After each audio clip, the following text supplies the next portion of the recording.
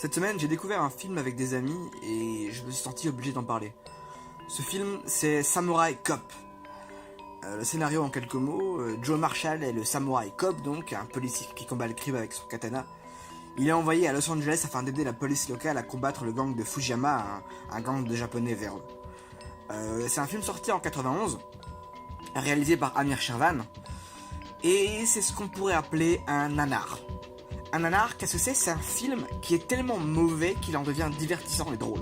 On ne rit pas avec le film, ou alors ça a son intention de faire rire, mais on rit du film et de ses problèmes. Il est difficile de faire la différence entre un navet, c'est-à-dire un mauvais film dont il est difficile de tirer un intérêt, et un nanar. Un nanar, c'est vraiment une perle rare, la perle rare dont il ressort une magie qui ne se provoque pas, qui n'est pas du tout intentionnelle. Et Samurai Cop, c'est vraiment un film qui réussit à rater mais consciencieusement tout. C'est un gros cliché des films d'action des années 80-90, avec un flic beau gosse, incorruptible, qui arrive à séduire toutes les filles les plus belles les unes que les autres, avec un sidekick noir forcément qui fait des blagues, avec un Eddie Murphy vraiment l'idole de supermarché, un méchant étranger, on prend un japonais, ça marche à tous les coups, avec son armée d'hommes de main qui sont tués les uns après les autres, voilà, donc c'est vraiment un film classique, années 80, un film d'action. Et on en compte des centaines de ce type. Mais il y a vraiment une minorité de ces films qui vont rester vraiment dans les mémoires et se transmettre. Ce genre de film, ce genre de nanar, on le voit, on le revoit, on en apprend et on connaît les répliques par cœur, on le montre à ses amis et les communautés de fans se créent. Et en fait, avec ces communautés de fans qui se créent, on passe d'un film inregardable, condamné à tomber dans l'oubli, à un film culte. D'ailleurs, le film n'est jamais sorti au cinéma en fait. Il a été vendu à un distributeur en Europe et c'était tout. Le film était voué à disparaître. Sauf qu'avec Internet et avec YouTube, le film a pu renaître et devenir culte. On peut d'ailleurs trouver de nombreuses vidéos sur YouTube qui montrent des extraits du film ou qui répertorient les meilleures scènes du film en fait. Le film a même pu ressortir en DVD, c'est vous dire. De manière générale, Internet permet vraiment à ces films, ces nanars donc, de trouver leur public. Avec par exemple en France, on a le site Nanarland qui répertorie les meilleurs films du genre. Et donc voilà, tout est raté dans ce film. Les plans sont la plupart du temps trop longs, et quand ils sont pas trop longs, ils sont trop courts. Le montage est raté, le cadrage est raté, les acteurs surjouent d'une manière risible. En fait, c'est ça, tout dans ce film, c'est tellement mauvais que ça devient, si on le prend au second degré, ça devient extraordinairement drôle. Une anecdote de tournage pour bien se rendre compte un peu du désastre. Le tournage initial du film s'est déroulé sur 8 mois. Après cette période, l'acteur principal, qui portait dans le film les cheveux très longs, se coupe les cheveux pour adopter une coupe courte. Quelques mois plus tard, le réalisateur le rappelle pour tourner de nombreux nouveaux plans. Et pour ces nouveaux plans, il est forcé de mettre une perruque. Et autant dire que c'est vraiment visible. Et comme on a des gros problèmes de montage, dans une même scène, on peut avoir un plan avec ses vrais cheveux, puis un plan avec une perruque, puis un plan avec ses vrais cheveux à nouveau, puis la perruque, puis les vrais cheveux, etc. Et c'est vraiment visible, parce que la perruque, on le voit que c'est une perruque. Le film, de manière générale, a un manque de budget flagrant. Donc forcément, on le voit. Un autre exemple, c'est manifestement, certaines scènes ont dû être tournées à des moments différents de la journée. Par exemple, pour une même scène, on va avoir plan 1, manifestement tourné le matin, avec une luminosité très forte, très claire. Le plan d'après, ça va être plutôt fin d'après-midi, on sent que la luminosité est plus faible. Ensuite en soirée, ensuite le matin, ensuite machin. Voilà.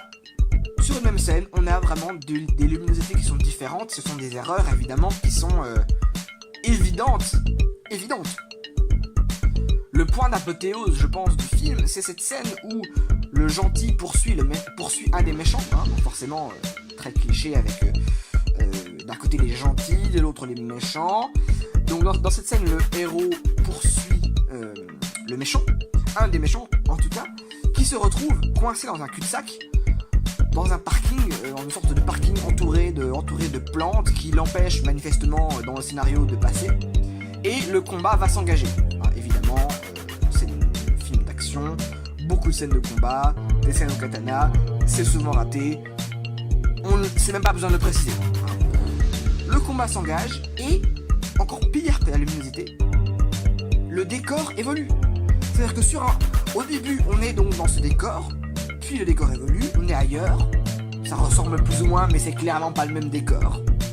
Puis encore un, au final, c'est 4 décors différents pour une même scène, alors que c'est la même scène au même endroit, il n'y a aucune cohérence. Bon, tout à l'heure, j'ai précisé que le second du personnage principal était noir.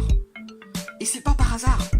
Dans ce film, il y a un racisme ambiant, un sexisme ambiant, même une homophobie ambiante, avec un personnage homosexuel absolument cliché au possible. Et c'est extrêmement offensant, sauf que c'est à un tel niveau. C'est à un tel niveau qu'en fait, comme pour tout le reste, ça passe et c'est juste drôle, c'est juste hilarant. On peut quand même s'attarder sur la place des femmes dans ce film et la place du sexe dans ce film.